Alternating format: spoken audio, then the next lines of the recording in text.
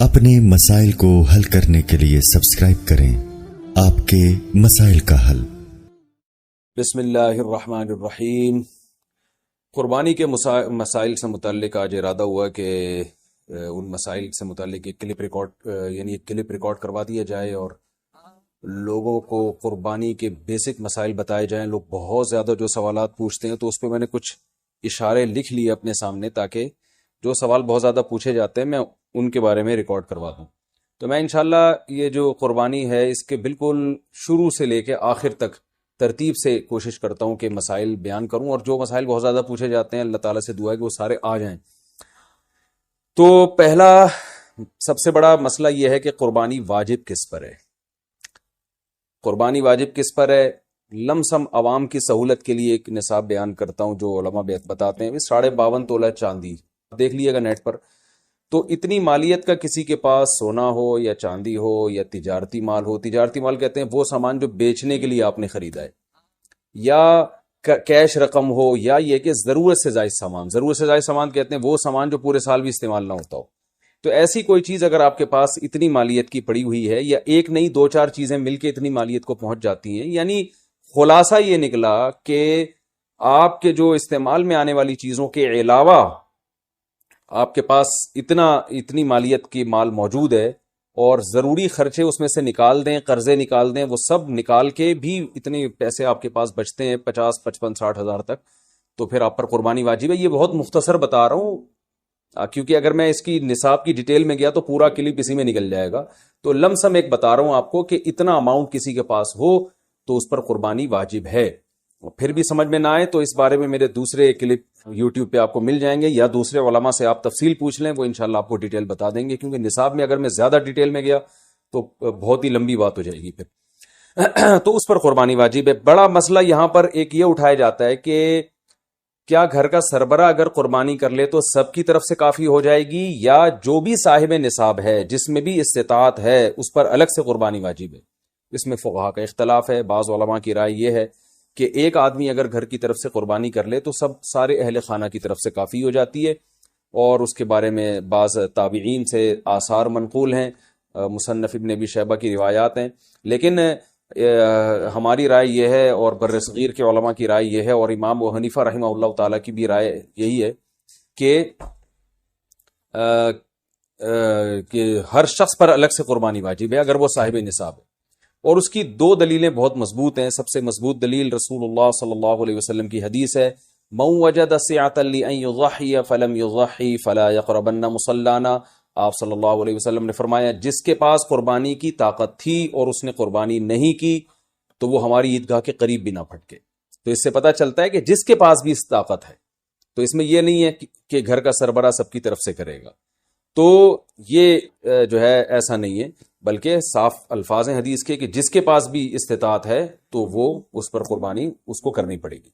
और दूसरी दलील ये है कि इबादत में कहीं भी ऐसा नहीं होता कि एक की इबादत दूसरे की तरफ से काफी हो जाए।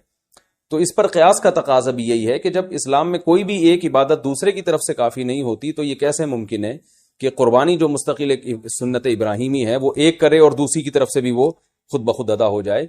तो ये इसका भी तकाज़ा है। बाज़ हज़रात ये दलील देते हैं कि हज़रत अबू बकर और उमर रज़ी अल्लाहु अन्हुमा कुर्बानी नहीं करते थे। अच्छा सॉरी, ये दूसरे मसले की दलील है। तो पहला तो ये हो गया कि कुर्बानी हर साहिब इस्तिताअत पर लाजिम है। बेगम के पास अगर जेवर है और इतनी मालियत का है तो उस पर भी कुर्बानी वाजिब है। फिर वो अलग बात है कि उसकी तरफ से मियाँ उसकी परमिशन से कर दे, यानी वाजिब तो उस पर होगी लेकिन जरूरी नहीं है कि वो खुद करे, उसकी तरफ से उसका मियाँ भी कर सकता है उसकी परमिशन से, इजाजत से। और मियाँ अपनी तरफ से भी एक कर दे और बेगम की तरफ से भी एक कर दे, यानी घर के एक फर्द करेगा और सबकी तरफ से काफी हो जाए ये नहीं है, बल्कि हर फर्द को अलग करनी पड़ेगी। वो अलग बात है कि अपने पैसे से करना जरूरी नहीं है, वो फर्द खुद करे या किसी से करवा दे। फिर जब किसी से कुर्बानी करवाएगा तो उसको पैसे दे, या जो कुर्बानी उसकी तरफ से कर रहा है वो खुद अपने पैसे इस्तेमाल कर ले तो भी ठीक है। यानी ये भी ठीक है कि आपके जो अब्बा हैं, आपके जो वालिद साहब हैं, वो कुर्बानी कर रहे हैं और सब बालिग बच्चों की तरफ से कर रहे हैं, पैसे किसी से नहीं ले रहे, तो भी ठीक है, कोई हर्ज नहीं है। या शौहर बीवी की तरफ से कर रहा है और पैसे नहीं ले रहा उससे, तो बहुत अच्छी बात है, ऐसा नेक शौहर अल्लाह मियां सबको दिलाए। तो या बेगम साहिबा कर रही हैं अपने खर्चे पे और मियाँ की तरफ से भी कर रही हैं, मियाँ से पैसे नहीं ले रही, तो सुभान अल्लाह, بہت اچھا لگا آپ کو سن کے، تو ہمیں بھی بہت اچھا لگا. تو یعنی پیسوں کا ہر ایک کا ڈالنا ضروری نہیں. اچھا یہ بھی ایک مسئلہ ہوتا ہے کہ بڑا بھائی کر رہا ہے سب کی طرف سے اور سب سے آدھے آدھے پیسے لے رہا ہے قربانی کے، وہ یا تھوڑے تھوڑے پیسے لے رہا ہے، باقی پیسے اپنی جیب سے ڈال رہا ہے، تو بھی ٹھیک ہے. یعنی جس کی طرف سے قربانی ہو رہی ہے اس کے لیے خود سے پیسے یعنی خرچ کرنا ضروری نہیں ہے. اس کی طرف سے اگر کوئی اور خرچ کر دیتا ہے تو بھی ٹھیک ہے، چاہے پورے پیسے خرچ کرے یا آدھے پیسے خرچ کرے. قرضہ لے کے بھی قربانی کی جا سکتی ہے. آپ کے پاس اگر پیسے نہیں ہیں تو آپ قرضہ لے کے کر سکتے ہیں، اگر آپ کو یقین ہے کہ میں یہ قرضہ بعد میں لوٹا سکتا ہوں. البتہ قرضہ کھا کے قربانی ٹھیک نہیں ہے کہ آپ نے کسی کا قرضہ دینا ہے، وہ مانگ رہا ہے، دروازے پہ کھڑا ہوا ہے، وہ دے نہیں رہے اور آپ اس کے پیسوں سے بکرے کاٹ رہے ہیں آپ، یہ ٹھیک نہیں ہے. یہ آخرت کے لیے بھی نقصان دہ ہے اور وہ بکرے کے لیے تو نقصان دہ بہرحال ہے ہی ہے. تو ایک مسئلہ تو یہ ہو گیا. دوسرا مسئلہ یہ ہے کہ قربانی کیا واجب ہے یا سنت ہے؟ تو اس بارے میں بھی دونوں رائے ملتی ہیں علماء کی. جو علماء کہتے ہیں سنت ہے وہ بھی عام سنت نہیں مانتے بلکہ سنت مؤکدہ. سنت مؤکدہ کا مطلب جو نہیں کرے گا قابل ملامت ہوگا. اور امام ابو حنیفہ رحمہ اللہ تعالیٰ کی رائے کے مطابق یہ واجب ہے، اور اس کی دلیل وہی ہے کہ پہلی بات تو یہ کہ عبادت ہے، اور عبادت میں احتیاط کے پہلو کو ترجیح دی جاتی ہے، کیونکہ احتیاط اسی میں ہے کہ اس کو اگر واجب قرار نہیں دیتے تو بہت سے لوگ قربانی کا فریضہ چھوڑ سکتے ہیں اور اس بات کا خطرہ موجود ہے کہ قیامت میں ان کو گناہ نہ ملے. تو اس لیے احتیاط کے پہلو کو ترجیح جائے گی. اور مضبوط دلیل امام حنیفہ کی قرآن نبی صلی اللہ علیہ وسلم کی وہی حدیث ہے، من وجد سعة لأن يضحي فلم يضحي فلا يقربن مصلانا. آپ صلی اللہ علیہ وسلم نے فرمایا جس کے پاس قربانی کی گنجائش تھی اور اس نے قربانی نہیں کی وہ ہماری عیدگاہ کے قریب بھی مت پھٹکے. آپ صلی اللہ علیہ وسلم 10 سال مدینہ منورہ رہے، ہمیشہ آپ صلی اللہ علیہ وسلم نے قربانی کی. بعض حضرات یہ دلیل دیتے ہیں کہ حضرت ابو بکر اور حضرت عمر نے قربانی نہیں کی اپنے دور خلافت میں، اس سے پتہ چلتا ہے کہ قربانی واجب نہیں ہے. تو یہ دلیل اس لیے درست نہیں ہے کہ حضرت ابو بکر اور حضرت عمر رضی اللہ تعالیٰ عنہ مسکین تھے، غریب تھے، اگرچہ مسلمانوں کے خلیفہ تھے، لیکن یہ ان کی ایک کوالٹی تھی کہ اتنے لاکھوں مربع میل کے مالک ہونے کے باوجود وہ پیون زدہ کپڑے پہنتے تھے. تو صاحب استطاعت پہ قربانی واجب ہے. یہ دونوں حضرات بڑے تھے مگر قربانی نہیں کی انہوں نے، جیسے کہ روایت میں آتا ہے اس کی وجہ استطاعت نہ ہونا. تو استطاعت اگر نہیں ہے تو پھر قربانی لازم نہیں ہے.